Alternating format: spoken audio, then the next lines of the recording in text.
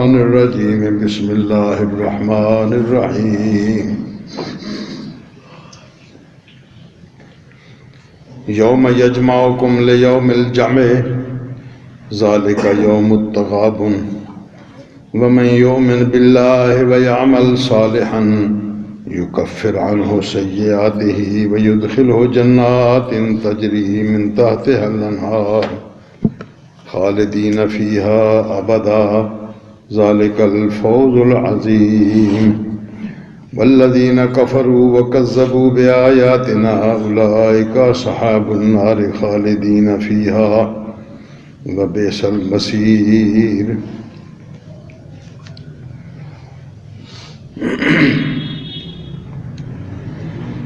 جس دن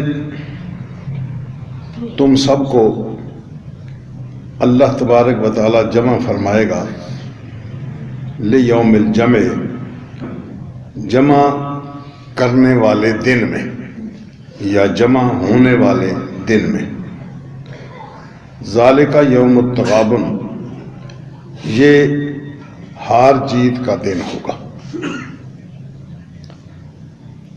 ومن یؤمن باللہ ویعمل صالحا، جو بندہ اللہ کے ساتھ ایمان لے آیا اور نیک عمل کر لیے، یکفر عنہ سیئاتہ، اللہ تبارک و تعالیٰ اس سے اس کی چھوٹی موٹی برائیاں گناہ دور کر دے گا۔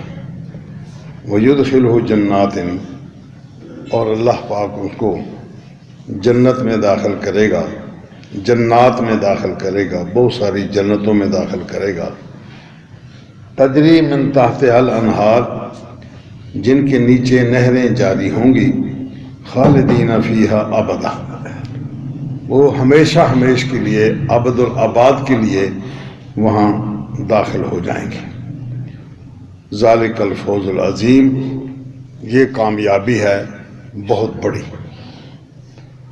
والذین کفروا، اور وہ لوگ جنہوں نے اللہ تبارک و تعالیٰ پر ایمان قبول نہ کیا اور نیک عمل نہ کیے، بلکہ کذبوا بآیاتنا، ہمارے احکامات کو، ہماری آیات کو جھوٹا کہہ دیا، اولئک اصحاب النار، یہ لوگ جہنم والے ہیں، خالدین فیہا، اس کے اندر وہ ہمیشہ رہیں گے، وبئس المصیر، اور بہت بری جگہ ہے واپس لوٹ جانے کی۔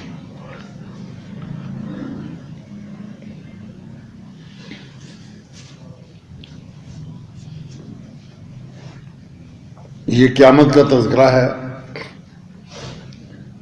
پیچھے اس سورہ تغابن کے شروع میں جو احکامات دیے جا رہے ہیں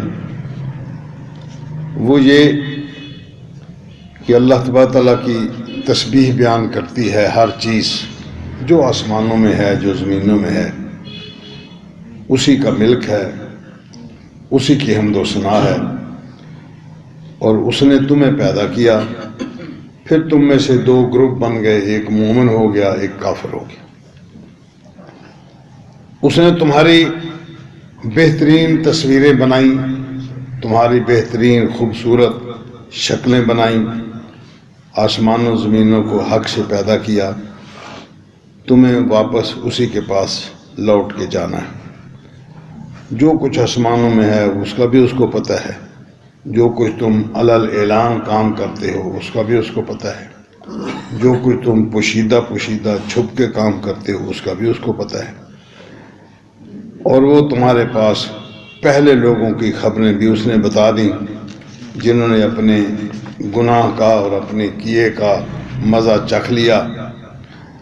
یہ اس لیے ہوا کہ تمہارے پاس انبیاء علیہ السلام آئے، کھلے کھلے دلائل لے کر آئے، لیکن تم نے ہماری بات نہ مانی، اپنے عقل و شعور کی بات بھی نہ مانی۔ انہوں نے یہ اعتراض کر دیا کہ ایک بشر، ایک انسان، ہمارے جیسا انسان، وہ ہماری رہنمائی کرنے کے لیے آیا، منکر ہو گئے وہ اور منہ پھیر گئے، رسول سے ناطہ توڑ دیا، اس کی بات ماننے سے انکار کر دیا۔ پھر اللہ نے بھی ان کی پرواہ نہیں کی، ٹھیک ہے چلو جس طرف تم جاتے ہو جاؤ۔ قسمیں اٹھا اٹھا کر کہتے ہیں، دعوے کرتے ہیں بڑے بڑے کہ جب ہم مر کے مٹی ہو جائیں گے ہمیں اٹھایا نہیں جائے گا۔ فرمایا بلا وربی لتبعثن، میرے رب کی قسم تمہیں اٹھایا جائے گا، پھر تمہیں تمہاری کرتوتوں کے بارے میں متنبہ کیا جائے گا، اور اللہ کے لیے یہ کوئی مشکل کام نہیں۔ تم اللہ پر ایمان لے آؤ، اس کے رسول پر بھی ایمان لے آؤ، اور اس نور پر بھی ایمان لے آؤ جو ہم نے نازل کیا ہے، قرآن مجید، اور جو کچھ تم عمل کر رہے ہو اللہ تعالیٰ اس سے خبردار ہے۔ یوم یجمعکم لیوم الجمع، جس دن اللہ تبارک تعالیٰ تمہیں سب کو اکٹھا کرنے والے دن میں جمع کر لے گا، سارے لوگوں کو اکٹھا کر لے گا۔ جو لوگ مر کے مٹی ہو گئے ان کی قبروں کے نشان بھی مٹ گئے، اب پتہ ہی نہیں ہے کہ وہ یہاں کبھی آبادی تھی بھی یا نہیں تھی، کوئی خبر ہی نہیں کہ اس زمین پر، اس جگہ پر جہاں اب ہم کھڑے ہیں اس سے پہلے کیا تھا۔ کوئی دریا بہتا تھا کہ یہاں بھٹے چلتے تھے، یہ ٹیلے تھے یا پہاڑ یہاں تھے، یہاں بے آبادی تھی، بنجر زمین تھی، یا شروع دن سے آباد ہے، کوئی خبر نہیں۔ یہاں قبرستان تھا یا دوبارہ پھر آباد ہو کے قبرستان ختم ہو گیا، کچھ بھی ہوا کچھ خبر ہی نہیں ہے۔ لیکن جہاں جہاں کوئی مردہ پڑا ہے اس کی ہڈیاں گل گئیں، پتہ نشان ختم ہو گیا، لیکن عجب الظن، پیٹھ کے اندر ریڑھ کی ہڈی، اس کے اندر ایک رائی کے دانے سے بھی چھوٹا سا ایک نشان ہوتا ہے، اس کو عجب الذنب کہتے ہیں۔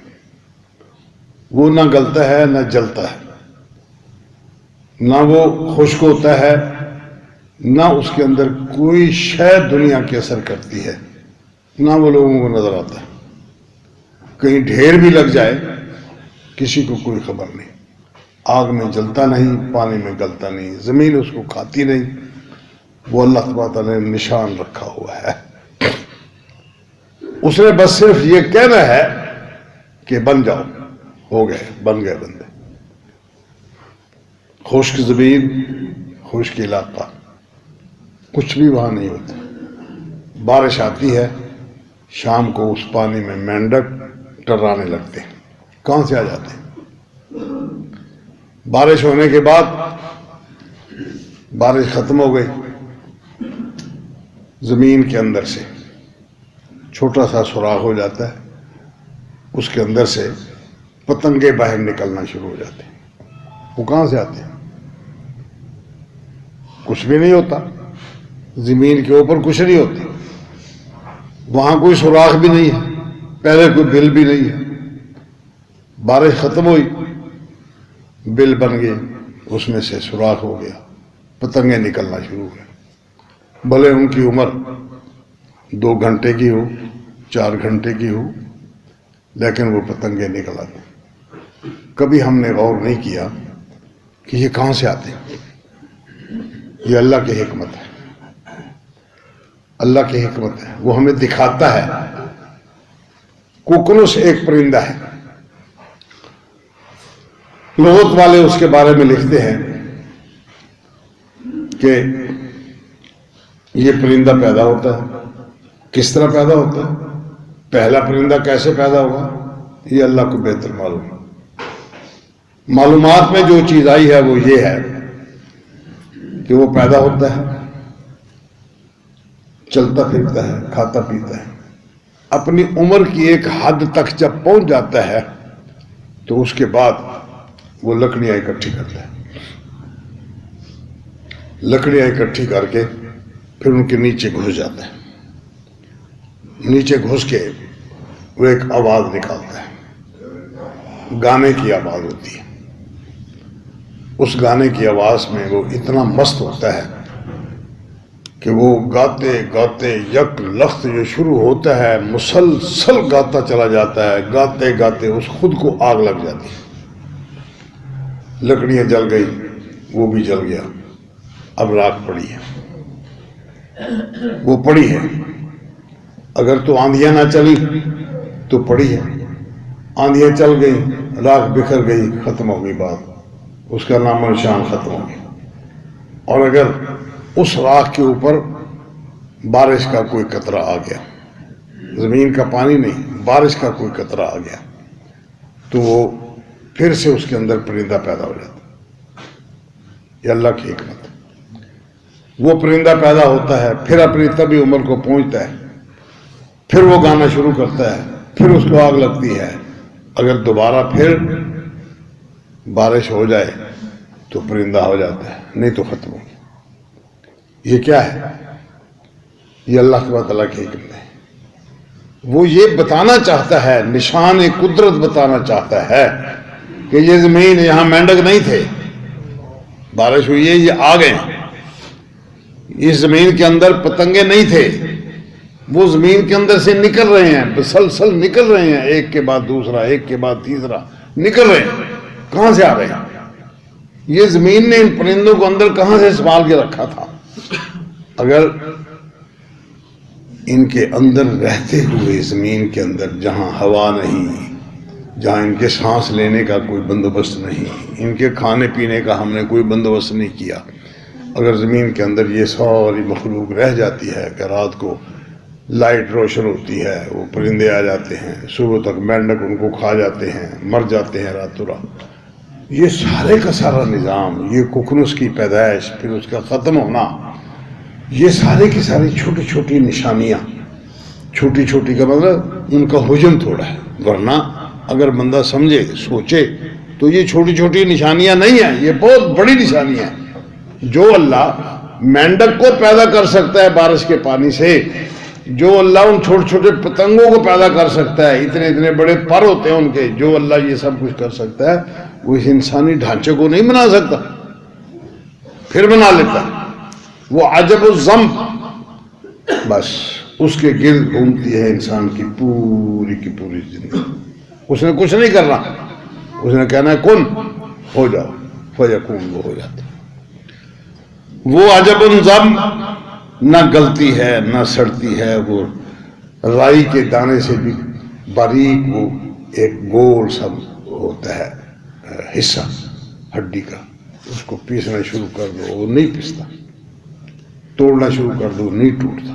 پتہ نہیں وہ کس چیز کا بنا، بس اس کے ارد گرد گھومتی ہے یہ ساری کی ساری زندگی. قرآن مجید نے ذکر کیا. حضرت ابراہیم علیہ السلام نے کہا اللہ یہ بندے مر جائیں گے، کیسا پیدا کریں؟ اور میں 4 پرندے لے لو، ان کو بناؤ، گوشت بن جائے، مکس کر لو، 4 پہاڑوں پر 4 مقامات پر ان کو رکھ دو. وہ ملا ہوا گوشت، کوئی بوٹی کسی کی کہیں ہے، کوئی ہڈی کسی کی کہیں ہے، ان کے پر کہیں ہیں، ان کا وجود کہیں ہے، پنجے کہیں. سمدو ہننا، پھر ان کو بلاؤ، یاتینہ کا سایہ، وہ تیرے پاس دوڑتے ہوئے آ جائیں گے. چنانچہ ایسا ہی ہوا. ارشاد فرمایا ابراہیم ایمان نہیں رکھتے ہو؟ کہتے نہیں اللہ ایمان ہے. وَلِتَطْمَئِنَّ قَلْبِي، یہ سب کچھ مطالبہ اس لیے ہے کہ میرا دل مطمئن ہو جائے، مطمئن ہو جائے. حضرت عزیر علیہ السلام جا رہے تھے، بستی اجڑ گئی، بارشیں ہوتی رہیں، چھتیں گر گئی، دیواریں بھی گر گئی، کچھ کھڑی ہیں کچھ گر گئی. انا یحیی ھذہ الموتیٰ، اللہ تعالیٰ اس بستی کو، اس کے رہنے والوں کو کس طرح دوبارہ پیدا کرے گا. فاماتہ اللہ 100 عام، 100 سال تک کے لیے حضرت عزیر علیہ السلام کو وہیں پر موت دے دی. اب 100 سال گزرنے کے بعد پھر اس کو دوبارہ زندہ کر دیا. زندہ کر دیا، فرمایا کتنے دیر ٹھہرے ہو؟ اندازہ لگاتے ہیں کہ جب میں یہاں آ کے سویا تھا، یہاں جا رہا تھا تو یہاں سویا تھا میں یا بیٹھا تھا، بس مجھے پھر تو پتہ نہیں چلا۔ ایسے محسوس ہوتا ہے کہ ایک دن یا دن کا بھی کچھ حصہ یہاں ٹھہرا ہوں۔ میں بل لبست مئۃ عام، نہیں تو 100 سال یہاں ٹھہرا ہے۔ فانظر الی ہمارے کا، فانظر الی طعامک و شرابک لم یتسنہ، 100 سال گزرا ہے، بارشیں، آندھیاں، دھوپ، سردی، گرمی، کتنی بہاریں اس کے اوپر گزر گئیں، دیکھ تیرے پانی کا مشکیزہ اسی طرح پڑا ہے، تیرے کھانے کی انجیل اسی طرح پڑی ہے، دیکھ اس کے اندر کوئی خرابی نہیں آئی، کوئی رکاوٹ نہیں آئی، بارشوں نے اس کا کچھ نہیں بگاڑا، آندھیوں نے اس کا کچھ نہیں بگاڑا، دھوپ کی گرمی نے کچھ نہیں بگاڑا۔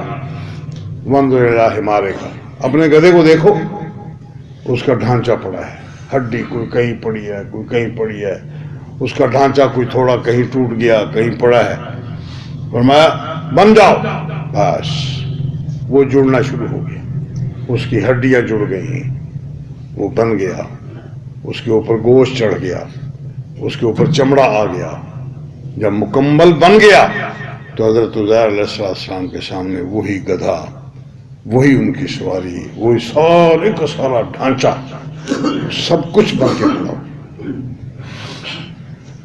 اللہ اکبر، بلا بل نصویہ بنانا، فرمایا تمہاری ان پوروں کے، ہاتھوں کے پور، انگلیوں کے پور، ہم یہ پور بھی واپس اسی طرح لے آئیں گے، تاکہ کل کو یہ جو کاغذ کسی نے چرایا ہوگا اس کے اوپر اس کے پرنٹ آ چکے ہوں گے، وہاں پھر دور بھی نہیں لگ جائیں گی۔ بندہ انکاری ہے، میں نے یہ کاغذ نہیں چرایا، اللہ فرمائے گا دیکھو یہ تمہاری پرنٹ، یہ تمہاری انگلیوں کے نشان ہے، دیکھو اپنی آنکھوں، کیسے انکار کر سکتے، کیمرے لگے ہوئے ہیں، کیسے انکار کر سکتے؟ یہ سارے کا سارا منظر اپنی آنکھوں کے سامنے آ جائے گا۔ بندہ اپنی شکل و شباہت، اپنے ہاتھ ان کو اٹھاتے ہوئے، اپنے پاؤں ان کو چلتے ہوئے، اپنا شکل و شباہت، اپنا چہرہ اس کو پہچان کر، اپنے پرنٹ تک، حالانکہ دنیا میں ان پوروں کے پرنٹ ایک بندے سے دنیا میں دوسرے کے نہیں ملتے۔ یہ اللہ تعالیٰ کی حکمت ہے، یہ اس کی کاریگری ہے، اس کی صنعت۔ کوئی بڑا سارا کوئی تبدیلی نہیں آنا پڑتی، صرف انگلیوں کے پور۔ یہ کتنا ایک جگہ ہے، یہ 1 انچ مربع جگہ نہیں ہے، لیکن ایسی تبدیلی ہے، ایسی تبدیلی کہ میری انگلی کے ان پرنٹوں کے ساتھ، ان لکیروں کے ساتھ دنیا میں کسی دوسرے کی لکیریں نہیں ملتی، جان چھوٹی۔ کیسے بندہ انکار کر سکتا ہے؟ فرمایا من یؤمن باللہ والیعمل صالحا، جو بندہ یوم یجمعکم لیوم الجمع، جس دن اللہ تعالیٰ تمہیں اکٹھا کرے گا، اس دن جس دن اکٹھا ہونے کا دن ہے، وہ دن مقرر ہے اللہ کے یہاں، اس دن سب کو اکٹھا کرے گا، ذالک یوم التغابن، یہ تغابن کا دن ہے۔ سادہ سادہ لفظوں میں یہ ہار جیت کا دن ہے۔ قیامت کے نام اللہ تبارک تعالیٰ نے قرآن مجید نے مختلف ذکر کیے ہیں، ایک ان میں سے یہ لفظ تغابن ہے، یہ قیامت کے ایام میں سے ایک ناموں میں سے ایک نام ہے۔ یہ لفظ اتنا وسیع ہے، اتنا قدر اس کے اندر وسعت ہے کہ کسی بھی زبان میں، انگلش میں، فارسی میں، عربی میں تو ہو گیا، اردو میں، پنجابی میں، سرائکی میں، جو کچھ معلومات ہم تک پہنچ رہی ہیں یا دیکھنے کی کوشش کی گئی ہے، اس لفظ کا ایک وسیع تر مفہوم کے ساتھ کوئی لفظ، کوئی جملہ نہیں ہے۔ اس لفظ کو سمجھنے کے لیے اس کے سارے معانی کو مد نظر رکھ کر پھر اس کو سمجھا جانا ممکن ہے۔ مثلا دیکھیں، تغابن یہ غبن سے بنا ہے۔ غبن ہماری عام اردو زبان کا لفظ ہے۔ فلاں بندے سے غبن ہو گیا، فلاں نے غبن کر لیا، اس کا معنی ہوتا ہے کہ اس نے اپنا فائدہ کر لیا، دوسرے کا نقصان کر دیا۔ یہ غبن کا مختصر سا معنی ہے۔ اپنا فائدہ سوچ لیا اس نے، وہ اس نے فائدہ کر لیا، دوسرے کا نقصان کر لیا، یہ غبن ہے۔ یہ غبن عام طور پر تجارت میں ہوتا ہے، خرید و فروخت میں ہوتا ہے۔ فلاں بندے نے فلاں کو دھوکہ دے دیا، اب یہ غبن کا ایک معنی دھوکہ دے دیا۔ غبن اپنی رائے اور سوچ کا نام بھی ہوتا ہے کہ فلاں بندہ وہ غبی ہے، غبن والا ہے۔ محاوراتی طور پر بولتے ہیں کہ اس کی رائے، اس کی عقل، اس کا شعور وہ صحیح نہیں ہے۔ غبنو خبر الناقۃ، عربی میں محاورہ بولتے ہیں کہ ان کو اپنی اونٹنی کی خبر نہیں ہے، کہاں ہے وہ، گم ہوئی ہے تو کدھر گئی، کب آئے گی، کس طرح ہوگا، ان کو کوئی خبر نہیں۔ تو اس کا معنی ہے، غبن کا معنی بے خبر آدمی، بے شعور آدمی، جس کا دماغ حاضر نہ ہو۔ غبنا فلان فی البیع یا غبنا فلان البیع، فلاں بندے کو بیع خرید و فروخت میں اس کو دھوکہ دیا گیا۔ غبنا فلانا، فلاں بندہ گھاٹا کھا گیا، نقصان اٹھا گیا۔ غبنت من حقی عند فلان، میں نے فلاں بندے سے اپنا حق وصول نہیں کیا، نہیں کر سکا۔ کوئی بندہ لے کے اس کا حق کھا گیا، میں اس سے اپنا حق واپس نہیں لے سکا۔ غبین ذہانت کی کمی، شعور کی کمی کو کہتے ہیں۔ مغبون وہ شخص جو کسی سے دھوکہ کھا جائے۔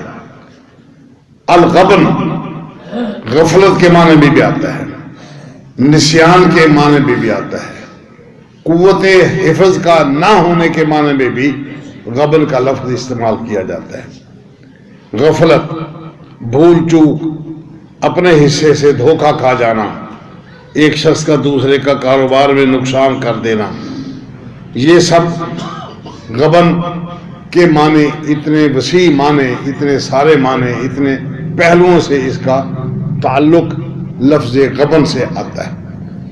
جب اس کو تغابن بنایا جائے گا تو تغابن بن جانے کے بعد یہ یوں کہا جائے گا کہ ایک کا دوسرے کو یا بہت سارے لوگوں کا ڈھیر سارے لوگوں کو دھوکہ دے دینا، عمومی طور پر یہ اس کا معنی کیا جاتا ہے۔ اب دیکھیں، قیامت والے دنوں کے ایام میں قرآن مجید نے اس کو کہا ہے ذالک یوم التغابن، کہ وہ تغابن کا دن ہے۔ تغابن کا دن کا مطلب کیا؟ اس دن لوگ جو دنیا میں تجارت کرتے رہے وہ دھوکہ کھا جائیں گے۔ اللہ تبارک و تعالی نے تجارت کے جو اصول اپنے انبیاء علیہ الصلوۃ والسلام کو دے کر دنیا میں بھجوائے، ان اصولوں کو قائم نہ رکھتے ہوئے قیامت آئے گی تو بندہ اپنی تجارت کا اس کو پتہ چلے گا کہ میں کیا کرتا رہا ہوں، اور یہ ساری کی ساری دھوکے کی تجارت ہے۔ اللہ نے جو کچھ کہا، اس کے رسول نے جو کچھ کہا، بندہ وہ دنیا میں نہ کر سکا، ظاہر ہے دھوکہ کھا گیا بندہ۔ اچھا، یوم التغابن، جنتی لوگ جہنمیوں کو دھوکہ دیں گے۔ پھر اس کو دیکھیں، وضاحت آئے گی کہ ایک بندہ دوسرے کو تجارت میں دھوکہ دے گیا، دنیا میں پیسے کا نقصان ہوا، آخرت میں تغابن یہ ہوگا کہ جو اللہ اس کے رسول نے تجارت کے اصول مقرر کیے تھے بندہ ان اصولوں پر نہ چلا، نتیجہ جو اس کے حق میں فائدہ یا نقصان ہونا تھا وہ اس کے حق میں مفید نہیں ہوا۔ اللہ نے جو اصول مقرر کیا تھا کہ ایسا کرو گے تو اس کا نتیجہ یہ نکلے گا، بندے نے اپنی منمانی کی، اس کا نتیجہ غلط نکلا، پتہ چلے گا قیامت والے دن بندہ کہے گا اوہو دھوکہ ہو گیا۔ ایک بندہ دوسرے کو دھوکہ دے دیتا ہے، وہ سمجھتا ہے کہ میں نے اپنا بہت فائدہ کر لیا، اتنے پیسے مجھے بچ گئے، جھوٹ بولا، غلط بیانی کی، اتنا کچھ بچ گیا۔ قیامت آئے گی اس کو پتہ چلے گا یہ بچ نہیں گیا بلکہ یہ نقصان ہو گیا، دوسرے کو دھوکہ دیا۔ اللہ اکبر۔ پھر اللہ تبارک و تعالیٰ اور اس کے اصولوں کے، اس کے رسولوں کے قوانین کے مطابق جو بندہ زندگی نہیں گزارتا، قیامت آئے گی پھر اس کو پتہ چلے گا کہ یہ دھوکہ ہو گیا، میری زندگی میرے اپنے قاعدے اور اصولوں کے مطابق تھی، میری زندگی میرے اپنے ماں باپ کے کہنے کے مطابق تھی۔ بل وجدنا علیہ آباءنا، ہم نے اپنے آباء و اجداد کو اس بات پر پایا اور اسی طرح ہم کر رہے ہیں۔ اللہ اور اس کے رسول نے حکم دیا تھا کم نہ تولو، اللہ اور اس کے رسول نے حکم دیا تھا کہ یہ کام اس طرح کرنا ہے، انہوں نے اپنے آباء و اجداد کے کہنے پر کیا، اللہ اور اس کے رسول کے کہنے کو چھوڑ دیا۔ پتہ چلے گا اس وقت جا کر کہ دھوکہ ہو گیا، ہم غلط کار تھے، ہمارے آباء و اجداد۔ آج تو ہم نہیں مانتے کہ ہمارے آباء و اجداد، بھلا وہ بھی دھوکہ کرتے تھے۔ کیا آباء و اجداد بڑا نیک آدمی تھا، بڑا پڑھا لکھا بندہ تھا، پڑھا کیا اس نے؟ قرآن و حدیث تو نہیں پڑھا، دنیا داری پڑھی، بڑا نام کما گیا دنیا میں، لیکن نتیجہ کیا نکلا؟ وہ دیانتداری نہ رہی، وہ اصول اور قاعدے ضابطے نہ رہے۔ اللہ اکبر۔ نتیجہ سارے کا سارا غلط، نتیجہ پورے کا پورا صفر۔ اچھا، ذالک یوم التغابن، یہ تغابن کا، یہ تغابن کا دن ہے، دھوکہ کھانے کا دن ہے، بندہ دھوکہ کھا گیا۔ دیکھیں دنیا میں ہم پہلے اپنی بات کرتے ہیں، علماء کرام جو انبیاء علیہ السلام کے وارث ہیں، انبیاء علیہ السلام کے وارث ہیں، انہوں نے دیکھا دنیا میں ہمارا گلا ٹھیک کام کر رہا ہے، ہمارے علم کا لوگوں پر دھاک بیٹھی ہوئی ہے، لوگ ان کی پوجا کرنے تک آ گئے، وہ اپنی شان و شوکت یا اپنی عزت احترام یا لوگوں کی فرما برداری اپنے سامنے دیکھ کر وہ گرا ہو گئے۔ اب انہوں نے جو منصب تھا، ذمہ داریاں تھیں، ان ذمہ داریوں کو صحیح نہیں نبھایا، بلکہ اس میں سے اپنے مفادات حاصل کرنے کی کوشش کر لی۔ نتیجہ کیا نکلا؟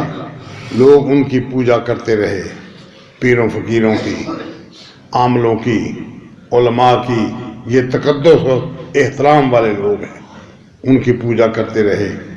وہ اپنی پوجا دیکھ کر، لوگوں کا اپنے سامنے عزت احترام کو دیکھ کر، جو ان کی وہ عزت ہوتی رہی، وہ اپنی پٹڑی سے ہٹ گئے۔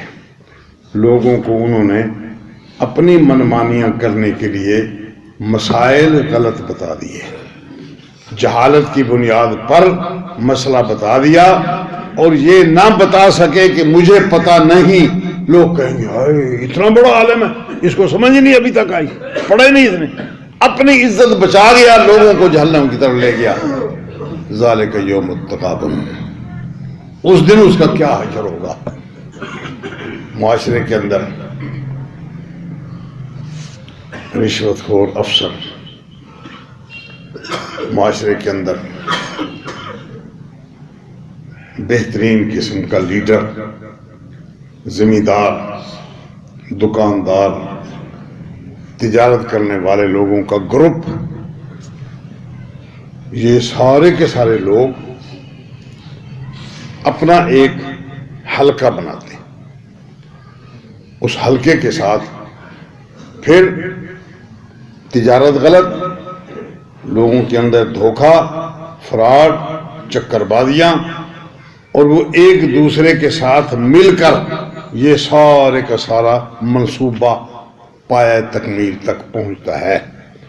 اس کے اندر اللہ اور اس کے رسول کی بات نہیں ہوتی، وہ اپنے مفادات، اپنے مقاصد کو سامنے رکھ کر اتار چڑھاؤ اپنی مرضی سے چیزوں کے ریٹ بڑھا دیے، چیزوں کے ریٹ کم کر دیے، مال جہاں سے چلا راستے میں برباد ہو گیا، اس کی قیمت گرا دی، چڑھا دی، اپنے مفادات کو سامنے رکھا، جب قیمت گرا دی چیزوں کو اکٹھا کر لیا، 2-4 دن میں ساری مارکیٹ سے سودا اکٹھا ہو گیا، یک لخت قیمت دوسرے دن آسمان پہ چلی گئی، فائدہ ہو گیا۔ یہ دوسروں کو دھوکہ دے دیا، اس کو یہ خبر نہیں کہ ہم جو کچھ کر رہے ہیں یا ہمارے ساتھی جو کچھ کر رہے ہیں اس کا نتیجہ کیا نکلنے والا ہے۔ دنیا میں وہ سمجھتے ہیں کہ بڑا بہترین اور بڑا کامیاب تاجر ہے، دنیا میں وہ سمجھتے ہیں کہ یہ باپ اپنی اولاد کے لیے بہت اچھا باپ ہے، یہ بندہ اپنی بیوی کے لیے بہت اچھا خاوند ہے، ان کی بڑی اچھی نبھ گئی کہ کوئی بندہ دوسرے کی مخالفت نہیں کرتا، متفقہ، وہ بیوی گھر بیٹھے سفارش کر دیتی ہے، خاوند جیسے چاہے اس کو راضی کرتا ہے، اولاد غلط صحیح سفارشیں مطالبات کرتے ہیں، باپ نہیں دیکھتا کہ میں جو کچھ اس کی فرمائش پوری کر رہا ہوں اس کے اندر اللہ اور اس کے رسول کا تصور ہے یا صرف اپنے بچے کی خواہش پوری کرنا ہے۔ پھر دوست کی خبرگیری کرتا ہے، اس کے ساتھ دوستی لگاتا ہے، برادری بیس پر چلتی ہے بات، مخالفت نہیں کرنی، اتفاق ہے، اتحاد ہے۔ اب دوستی ہے، دوستی کا حق تو یہ تھا کہ اگر مجھے پتہ چل گیا ہے تو میں دوسرے کو اپنے اس راستے پر لے آؤں جو راستہ اللہ اور اس کے رسول کا راستہ ہے، لیکن نہیں، دوستی نبھانی ہے، اللہ اور اس کے چھوٹتا ہے تو چھوٹ جائے، تعلق نبھانا ہے۔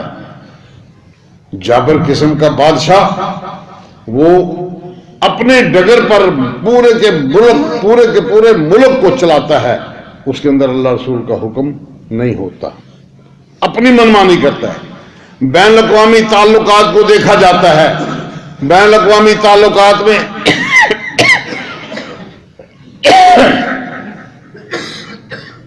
دنیا کو ان کے ساتھ مل کے چلنے کو ترجیح دی جاتی ہے، اللہ اور اس کے رسول کا حکم چھوڑ دیا جاتا ہے۔ کبھی چھٹی جمعے والے دن کر دی، کبھی چھٹی اتوار والے دن کر دی، کبھی کوئی صورت بنا لی، کبھی کوئی صورت بنا لی، اس میں حالانکہ اسلام میں چھٹی کا کوئی تصور نہیں، چھٹی ہے، ٹائم دیا ہے نمازوں کی، جمعے کی، دین کے اوقات کی، اس کے علاوہ دن بھر اپنی کمائی کرو، کوئی پابندی نہیں، لیکن اس میں جو اللہ رسول کے احکامات ہیں ان کو پورا کرنا مقصود ہے۔ عورت کے لیے اپنے گھر کی 4 دیواری، کائنات کی معزز ترین عورتیں، کائنات کی معزز ترین عورتیں، نبی علیہ السلام، نبی اکرم صلی اللہ علیہ وسلم کی ازواج محترمات، ان کے لیے حکم ارشاد فرمایا وَقَرْنَ فِي بُيُوتِكُنَّ، اپنے گھروں میں آرام سے قرار پکڑو، بیٹھو، رہو، وَلَا تَبَرَّجْنَا تَبَرُّجَ الْجَاهِلِيَّةِ الْأُولَى، اور وہ جہالت کے دور کی بے پردگی، بے حیائی، جہالت کے دور میں جس طرح مستورات اپنی مرضی سے شیطان کے کہنے پر اپنے خواہش کے مطابق چلتی تھی، اس طرح تم نہ چلو۔ یا نساء النبی لستن کاحد من النساء، اے نبی کی بیویوں، تم ان کے جیسی نہیں ہو جو عام معاشرے کے اندر عورتیں رہ رہی ہیں. تمہارا مقام، تمہارا مرتبہ اور ہے.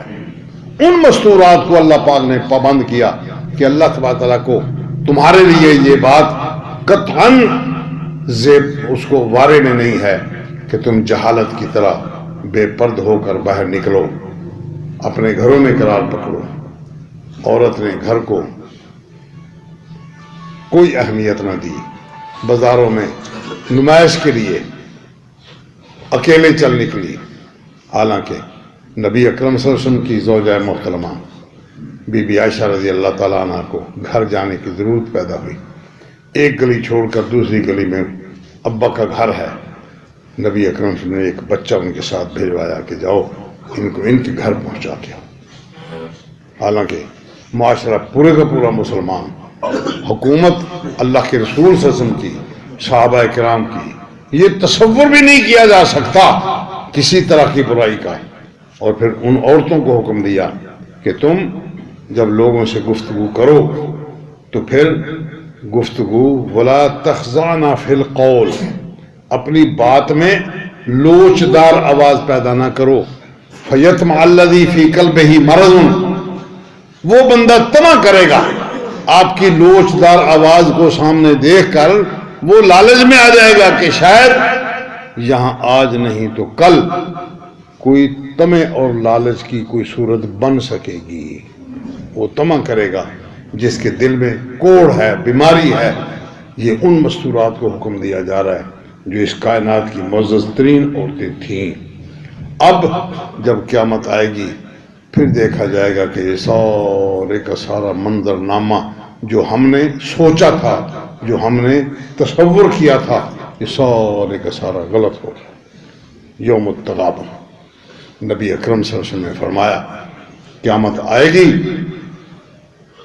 جب بندہ مر جاتا ہے. قیامت کے بعد میں جب بندہ مر جاتا ہے تو مر جانے کے بعد ہر بندے کو اس کے دونوں ٹکانے دکھا دیے جاتے ہیں قبر میں جانے کے بعد کہ یہ ٹھکانہ ہے اب جہاں تو اپنے سوالات کا جواب دے کے اس ٹھکانے میں جانے کی تیاری کر رہا ہے. سوال کیا ہے؟ من ربوں کا، تیرا رب کون ہے؟ من نبیوں کا، تیرا نبی کون ہے؟ ما دینوں کا، تیرا دین کیا ہے؟ اگر اس نے تینوں جواب صحیح دے لیے تو پھر اس کو کہا جائے گا کہ اب دیکھو، ایک تیرا ٹھکانہ تھا جہنم میں، یہ جلتی ہوئی جہنم اس کو دکھائی جاتی ہے، یہ تیرا ٹھکانہ ہے، یہ تیرا گھر تھا، لیکن تو نے سوالات کا جواب صحیح دے دیا. دنیا میں تیری زندگی اچھی گزری، اللہ اور اس کے رسول کے احکامات کے مطابق گزری. اب وہ تیرا مقام ختم کر دیا گیا، اب تیرے لیے یہ مقام ہے. جنت کا نظارہ اس کو دکھا دیا جاتا ہے. اب یہاں سو جا.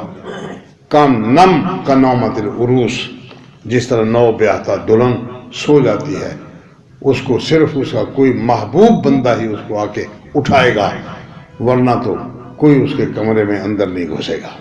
آرام سکون سے سوتی رہے، کوئی تجھے ڈسٹرب نہیں کرے گا. دوسرا بندہ، اس نے سوالوں کے جواب صحیح نہیں دیے، گزشتہ زندگی اللہ اس کے رسول کے احکامات کے مطابق نہیں گزری. نتیجہ کیا؟ اس کو دکھایا جاتا ہے جنت میں یہ تیرا مقام تھا اگر تو اللہ اور اس کے رسول کے احکامات کو مان لیتا، یہ تیرا مقام تھا، لیکن اب تیرا یہ مقام ختم ہو گیا. اب تجھے اس طرف جانا ہوگا. اور جہنم کی کھڑکی کھول کر اس کو نظارہ کرا دیا جاتا ہے. وہ کھڑکی اس کے لیے کھل جاتی ہے، قبر تنگ ہونا شروع ہوتی ہے، اس کی پسلیاں ایک دوسرے کے اندر اس طرح پیوست کر جاتی ہیں. بس اب یہ پڑا ہے، کوئی پوچھنے والا نہیں، کوئی پیچھے سے آ کے اس کا حال حوال پوچھنے والا نہیں.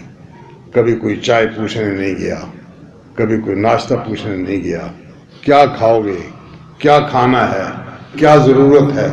بس وہ پڑا ہے اور جہنم کی کھڑکی اس کے لیے کھلی. اب یہ ہے یوم التغابن. قیامت آئے گی، جو اس بندے کا حصہ جنت میں تھا اور اس بندے کو جہنم میں چلا دیا گیا.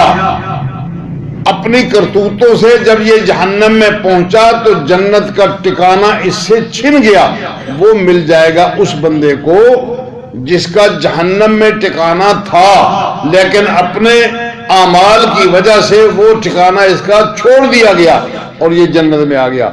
یہ جنت میں اس جہنمی بندے کا ٹکانہ بھی اس کو ملے گا اور اس کا اپنا ٹکانہ بھی اس کو ملے گا۔ یہ ہے تغابن، اس کا فائدہ ہو گیا، اس کا نقصان ہو گیا۔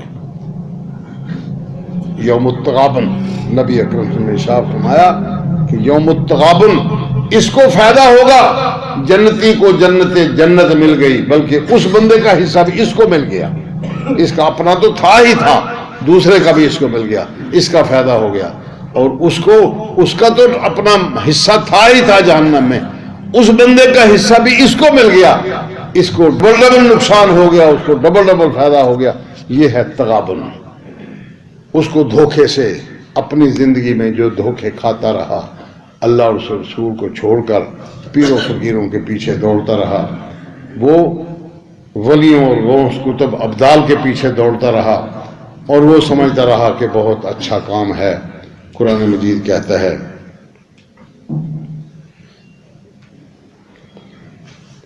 اولئک الذین، اچھا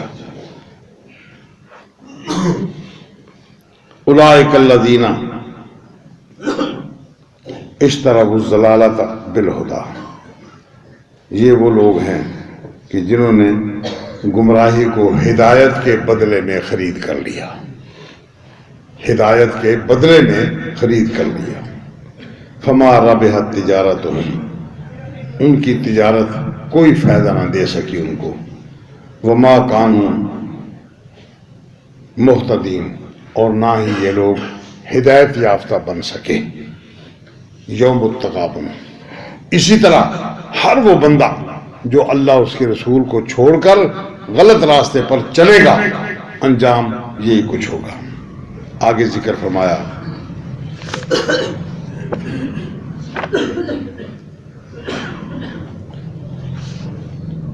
اولئک الذین اشتروا الضلالۃ بالہدی والعذاب بالمغفرۃ، بخشش کے بدلے میں انہوں نے عذاب خرید کر لیا، ان کی جہنم کا ٹھکانہ ڈبل ان کو میسر آ گیا۔ فما اصبرہم علی النار، کتنا صبر ہے ان کا آگ پر، دیدہ دانستہ، جانتے بوجھتے ہوئے، پھر برادری بیس پر، اپنے ذاتی مفادات کی بیس پر، بے پرواہی کی بیس پر وہ چل نکلے اس طرف جدھر ان کو نہیں جانا چاہیے تھا۔ دوسرے مقام پر ذکر فرمایا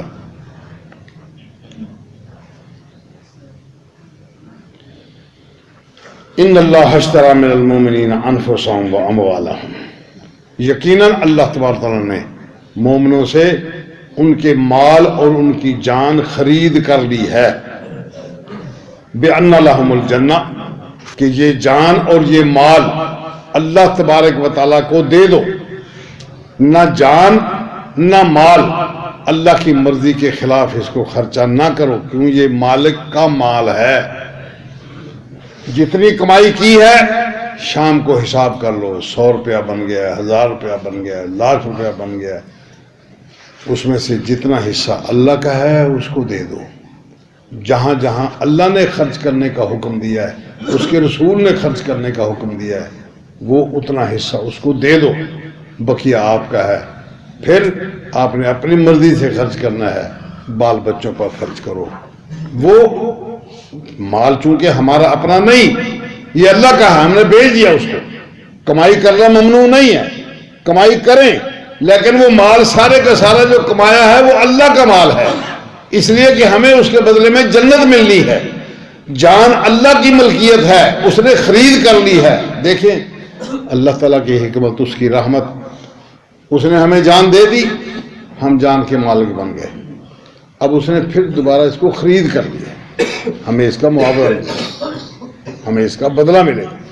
جب خرید کر لی، پہلے بھی ملک اسی کا تھا، دوبارہ پھر اسی کا ملک بن گیا، اب اس کے بدلے میں جنت یا جہنم دونوں میں سے کوئی ایک چیز یہ میسر آنی ہے۔ قرآن مجید نے حکم دیا، ہم اس کو مانے یا نہ مانے، ہوگا یہی کچھ۔ ایک بندہ سوچتا ہے، کوشش کرتا ہے، کشتے کھاتا ہے، مربے کھاتا ہے، اچھی بہترین غذا کھاتا ہے تاکہ وہ بوڑھا نہ ہو۔ کیا ایسا ممکن ہے اس کے لیے کہ وہ بوڑھا نہ ہو؟ اس کے گھٹنوں میں پانی نہ پڑے، وہ آرام سے ساری زندگی چلتا رہے؟ کوئی بندہ چاہے کہ میں بیمار نہ ہوں، کیا اس کے لیے ممکن ہے کہ سردیوں میں اس کو نزلہ نہ لگے، اس کو بخار نہ ہو؟ نہیں، اللہ تبارک و تعالیٰ نے جو اس کے لیے فیصلہ کیا ہے وہ ہوگا۔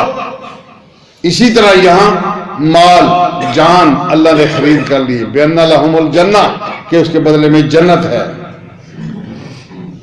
اب وہ کیا کرتے ہیں؟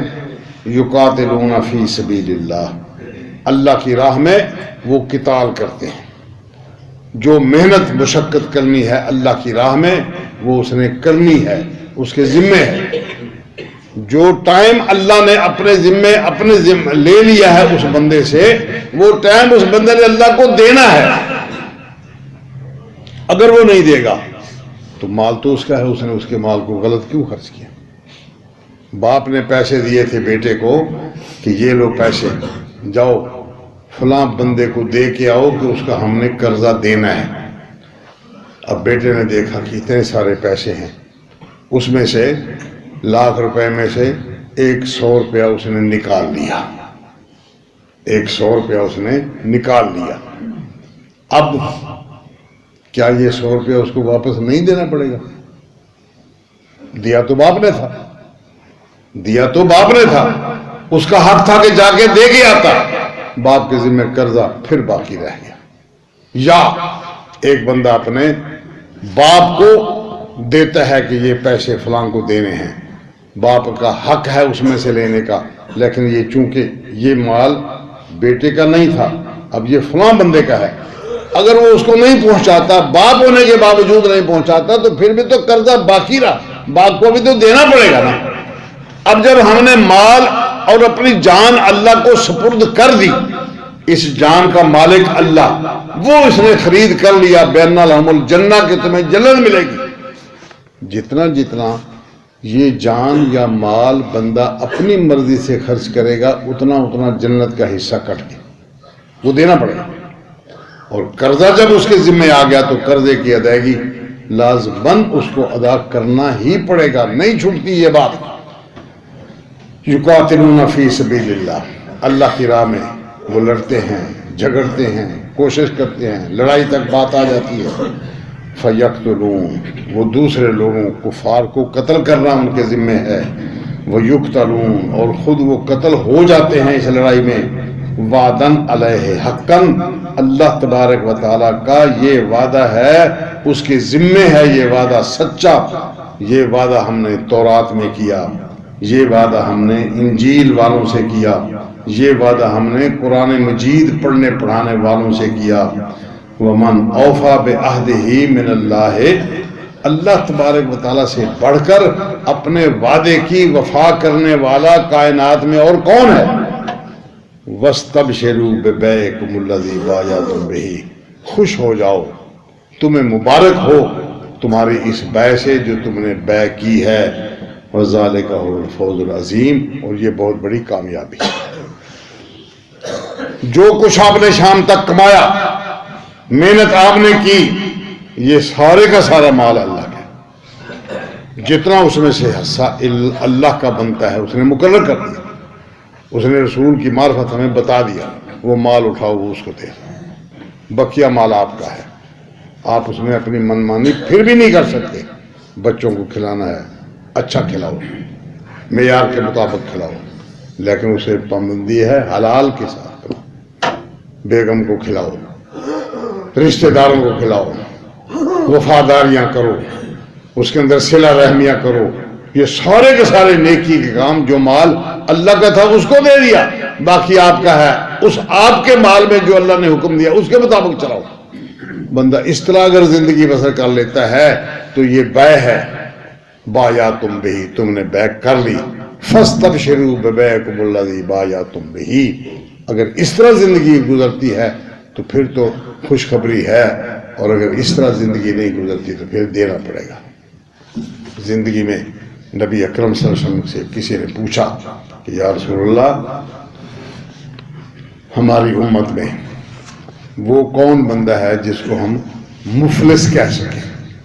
نبی اکرم صلی اللہ علیہ وسلم نے سوال کیا مفلس کون؟ لوگوں نے بتایا جی مفلس وہ ہے جس کے پلے کچھ نہ ہو. اور میں نہیں، میری امت کا مفلس وہ نہیں جس کے پلے کچھ نہ ہو، بلکہ مفلس وہ ہے کہ جو قیامت والے دن آیا نمازوں کی گٹھڑیاں باندھ کے لے آیا، صدقے کی گٹھڑیاں باندھ کے لے آیا، نیکیوں کی پنڑیاں باندھ کے لے آیا، لیکن جہاں جہاں اس کو اللہ اس کے رسول نے منع کیا تھا وہاں سے وہ نہیں رکا. کسی کا حق کھا لیا، کسی کو تھپڑ مار دیا ناجائز، کسی کے ساتھ زیادتی کر لی، کسی کی پگڑی اچھال دی.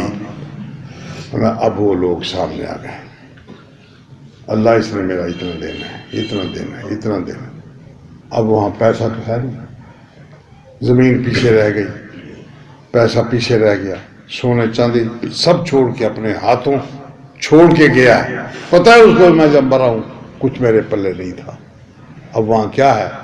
فرمایا چلو نیکیوں میں سے اس کو دے دو، فلاں نیکیاں اس کو دے دو، اس کا حق پورا کر دو. جتنی نیکیاں اس حق کے مطابق بنتی ہیں، نمازیں اس کو دے دو، روزے اس کو دے دو، حج اس کو دے دو، سچ بولنے کی جو اس کو جزا ملنی ہے وہ اس کو دے دو. یہ جزائیں وہ دے دی، لینے والے ابھی باقی. اب کیا ہوگا؟ ان کے اتنے گناہ اٹھا کے اس کے کھاتے میں ڈال دو، اس کے اتنے برائیاں اٹھا کے اس کے کھاتے میں ڈال دو. نتیجہ کیا نکلا کہ ساری کی ساریاں نیکیاں غلط ختم ہو گئی، ساری کی ساری لوگوں کی برائیاں اس کے کھاتے میں آ گئیں. یہ ہے میری امت کا مفلس بندہ جس کے پلے کچھ نہیں ہے، بلکہ دوسروں کے گناہ اس کے کھاتے میں آ گئے. یہ ہے میری امت کا مفلس بندہ. یہ سارے کا سارا کھیل بگڑتا اس وقت ہے جب رسول صلی اللہ علیہ وسلم کی بات نہیں مانی جائے گی، اللہ کی بات نہیں مانی. آپ دنیا میں کسی پیر فقیر کی بات نہ مانیں، کسی امام غوث کتب ابدال کی بات نہ مانیں، ماں باپ تک کی بات نہ مانیں، آپ کو کوئی بندہ کافر نہیں کہے گا. اسلام میں ان میں سے کسی کی بات نہ مانی جائے کفر نہیں ہے، بلکہ اللہ نے خود فرمایا وَإِن جَاهَدَاكَ، اگر وہ تیرے ساتھ تیرے ماں باپ تجھے مجبور کریں، کوشش کریں، ان تشرک بی ما لیس لک بہ علم، کہ تو میرے ساتھ شریک بنا جو تجھے اس شرک کا پتہ نہیں، تیرے پاس دلائل نہیں ہے. لا تطعہما، ان کی بات نہ مان، وصاحبہما فی الدنیا معروفا، لیکن دنیا داری کے اعتبار سے، برادری بیس پر، معاشرتی بیس پر جو تیرے حق ماں باپ کی خدمت کے متعلقہ ہیں ان کی زندگی میں ان تمام اچھائیوں کے ساتھ ان کے ساتھ زندہ رہ، ان کے ساتھ زندگی گزار. صرف میری نافرمانی نہیں کرنی، رسول کی نافرمانی نہیں کرنی. لا طاعۃ لمخلوق فی معصیۃ الخالق، خالق کی نافرمانی ہوتی ہو تو مخلوق کی نافرمانی نہیں کرنی، مخلوق کی نافرمانی، مخلوق کی بات نہیں ماننی جہاں خالق کی نافرمانی ہوتی. جو بندہ یہ ساری حدیں پھلانگ کر آگے نکل گیا، یہ بات آپ یاد رکھیں، یہ کائنات اللہ کی، نظام اللہ کا، وہ اس نے چلانا ہے، وہ اس نے چلانا ہے. کس طرح چلانا ہے؟ جس طرح اس نے پہلے دن سے سوچ رکھا ہے. ہمیں پتہ نہیں اس نے کیا سوچا، کیا ہونا ہے، ہمیں اس نے پابند کر دیا کہ اللہ اس کے رسول کی بات ماننی. بس دیکھیں ٹائم اوپر ہو گیا. ہلکی سی آپ کو مثال دیتا ہوں. اللہ تعالیٰ کے رسول مکہ میں تھے، ہجرت کر کے مدینہ میں آ گئے. چلتے چلتے وہ وقت آ گیا کہ مشرکین مکہ نبی اکرم صلی اللہ علیہ وسلم پر حملہ آور ہو گئے. نظام کیسے چلا؟ ابو سفیان اپنا قافلہ لے کر سمندر کے کنارے کنارے والے سفر پر چل دیا۔ پہلے اس نے بندہ بھیجوا دیا کہ ہمارے اوپر حملہ ہو رہا ہے، محمد کریم صلی اللہ علیہ وسلم ہمیں لوٹنا چاہتے ہیں۔ لوٹنے کے لیے وہ آ گئے۔ اب وہ وہاں سے لشکر چلا، بڑے دھواں دھار طریقے سے چلا، گانے بجانے والیاں ساتھ ہیں، شرابیں ساتھ ہیں، وہ اپنی مرضی سے آ رہے ہیں، آ گئے۔ اب ان کی تعداد 1000، اور مسلمان یہ سوچ کر چلے تھے کہ بس 50-60 لوگ قافلے کے ساتھ ہیں، ایک ایک تھپڑ ماریں گے، ان کو بگا دیں گے۔ حالات تو پہلے ہی اس جگہ پر چل نکلے ہیں کہ دشمنی آخر حد تک پہنچ گئی، اور یہ لوگ زیادتی کر رہے ہیں ہمارے ساتھ، فلاں موقع پر زیادتی کی، فلاں پر زیادتی کی، فلاں۔ اب اللہ نے اجازت دے دی ہے کہ ان کو سنبھالو، اللہ کی طرف سے اجازت ملی۔ وَأُذِنَ لِلَّذِينَ يُقَاتَلُونَ بِأَنَّهُمْ ظُلِمُوا وَأَنَّ اللَّهَ عَلَىٰ نَصْرِهِمْ لَقَدِيرٌ۔ اب اجازت دی جا رہی ہے ان لوگوں کو جن پر ظلم کیا گیا، اب اللہ تبارک تعالیٰ ان کی مدد پر قادر ہے، اس لیے تم چلو۔ اب اللہ تبارک تعالیٰ نے ایسا انداز اختیار کروایا ان لوگوں سے، کہیں کوئی مخالفت شرعی طور پر نہیں ہوئی، لیکن جو معاملہ اللہ نے فیصلہ کر لیا تھا وہ معاملہ اسی طرح ہو گیا۔ قرآن مجید نے کہا کہ لِيَجْعَلَ اللَّهُ مَا أَمْرًا كَانَ مَفْعُولًا، تاکہ اللہ تبارک تعالیٰ وہ کام کر دے جو اس کے ہاں پہلے سے فیصلہ کیا جا چکا ہے۔ کانا مفعولا، جو کام پہلے سے فیصلہ ہو کے ہم نے اس کو فیصلہ کر دیا ہے، اب وہ فیصلہ ہوگا۔ کس طرح ہوگا؟ مسلمانوں کو پابند کر دیا گیا کہ تم نے اپنی نمازیں اپنے اوقات پر پڑھنی ہیں، وہ پڑھ رہے ہیں۔ جو کچھ یہاں نیکی کرنی ہے، غیبت نہیں کرنی ہے، کسی کی چغلی نہیں کرنی، وہ سب کچھ ہو رہا ہے۔ اگلا کام مشورہ ہو گیا۔ اللہ کے رسول صلی اللہ علیہ وسلم کو بھی پہلے پتہ نہیں تھا کہ کیا ہونے والا ہے۔ وہ سمجھتے تھے کہ ہم مشرکین کا قافلہ لوٹ کے لے آئیں گے، جنگ جو چل نکلی ہے، اب جتنا ان کو نقصان پہنچایا جا سکتا ہے پہنچا دیا، اللہ نے اجازت دے دی، وہ نقصان پہنچانے کے لیے چلے۔ وہاں پہنچے، معاملہ الٹ ہو گیا، صرف 300 بندے میدان جنگ میں رہ گئے، 13 جو مزید آئے تھے وہ بھی اسی مہم میں ادھر ادھر کام کاج کے لیے نکل گئے، 300 بندے باقی رہ گئے، اور ادھر 1000 کا لشکر آ گیا۔ قرآن مجید کہتا ہے کہ ہم نے تمہیں ان کی نظروں میں کم کر کے دکھایا، یہ اللہ تعالیٰ کے فیصلے ہیں، اور ان کو تمہاری نظروں میں کم کر کے دکھایا، حالانکہ وہ 1000 تھے۔ مسلمان سمجھتے رہے کہ یہ تھوڑے ہیں، بات سمجھ آنے ہی نہیں دی، یہ تھوڑے تھے، ان کو واقعتاً تھوڑے نظر آئے، وہ کہتے تھے بس ایک ہی حلے میں ہم ان کو کچا کھا جائیں گے۔ ان کو فرشتے بھی نظر آئے، چلتے پھرتے فرشتے بھی نظر آئے، بتایا بھی ان لوگوں نے کہ یہ کوئی غیر مرئی مخلوق سامنے آ رہی ہے، لیکن بدقسمتی میدان جنگ میں ابو جہل کا بھانجا وہ جا کے اس نے کہا کہ ماموں کیا سمجھتے ہو کہ محمد کریم صلی اللہ علیہ وسلم جھوٹ بولتے ہیں؟ کہتے نہیں۔ کہتے پھر ان کے مقابلے میں یہاں کیا لینے آئے ہو؟ کہتے بیٹا پانی پلانے کی ذمہ دار ان کی، دروازہ بیت اللہ کا کھولنا بند کرنا انہوں نے آگے بڑھ کے اپنے حصے میں لے لیا۔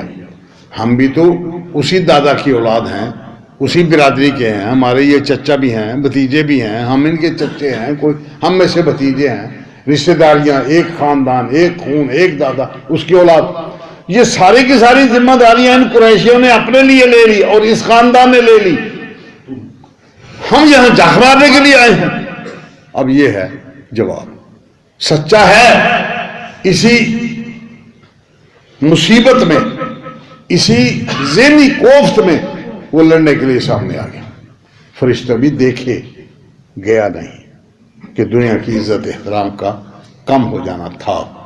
جب مر گیا تو کہنے لگا گردن ذرا نیچے سے کر کے دبا کے اس کو اوپر کاٹنا تاکہ پڑے ہوئے پتہ چلے کہ یہ کسی چودھری کی گردن ہے۔ کہ آخر دم تک یہ احساس، مرنے تک یہ کام باقی رہے، نرمی نہیں اختیار کی۔ اللہ کا حکم کان امرا مفعولا، جو کیا جا چکا تھا معاملہ وہ اللہ نے کر دیا۔ کسی بندے کو خواب خیال بھی نہیں آیا کہ ہم اتنے قلیل ہو کے، اتنے بے ساز و سامان ہو کے یہ کچھ ہو جائے گا کہ 70 بندے ان کے قیدی بھی کر لیں گے ہم۔ یعنی آپ اندازہ کریں کہ کس طریقے پر، مگر اللہ تبارک تعالیٰ کے رسول آخر دم تک ڈرتے رہے، اللہ یہ لوگ اگر آج مر گئے تو کل مجھے نہ کہنا، پھر تیری عبادت نہیں ہو سکے۔ یہ اللہ کے معاملے ہیں۔ میں نے یہ قصہ اس لیے سنایا ہے مختصر ٹوٹے پھوٹے الفاظ میں کہ جو کام اللہ نے کرنا ہے وہ ہو کر رہنا ہے۔ اس نے ہمیں اختیار دیا ہے، یہ کام کریں گے تو نتیجہ یہ نکلے گا، اللہ رسول کی بات مانیں گے تو نتیجہ یہ نکلے گا، غوث کتب ابدال کی بات مانیں گے، مولویوں کی بات مانیں گے، پیروں فقیروں کی بات مانیں گے، ائمہ کی بات مانیں گے، اماموں کی بات مانیں گے تو نتیجہ یہ ہوگا۔ یہ دونوں نتیجے سامنے، صرف اور صرف اللہ اور اس کے رسول کی بات مانی جائے تو یہ نتیجہ نکلے گا۔ یہ جنت ہے، یہ جنت، یہ پورے کا پورا خلاصہ ذالک یوم التغابن۔ اس دن پھر فائدہ ہو جائے گا، نقصان ہو جائے گا۔ جن کا فائدہ ہوگا وہ لوگ ہوں گے، جن کا نقصان ہوگا وہ لوگ۔ اب سوچنا سمجھنا ہر بندے کی اپنی ذمہ داری، وہ جس طرح چاہے وہ کر لے۔ قرآن مجید نے یہی کہا ہے کہ یہ تغابن کا دن ہے، ہار جیت کا دن ہے۔ جو یہاں اپنے آپ کو ہار کے رہا اور اللہ اس کے رسول کی فرما برداری میں رہا، وہ اس دن جیت جائے گا۔ جو یہاں جیتا، اللہ اور اس کے رسول کی نافرمانیوں میں جیتا، وہ وہاں ہار جائے گا۔ اللہ پاک ہمیں اپنے دین کی صحیح سمجھ عطا فرمائے، اس کے مطابق صحیح عمل کی توفیق اور جرأت عنایت کرے۔ لہٰذا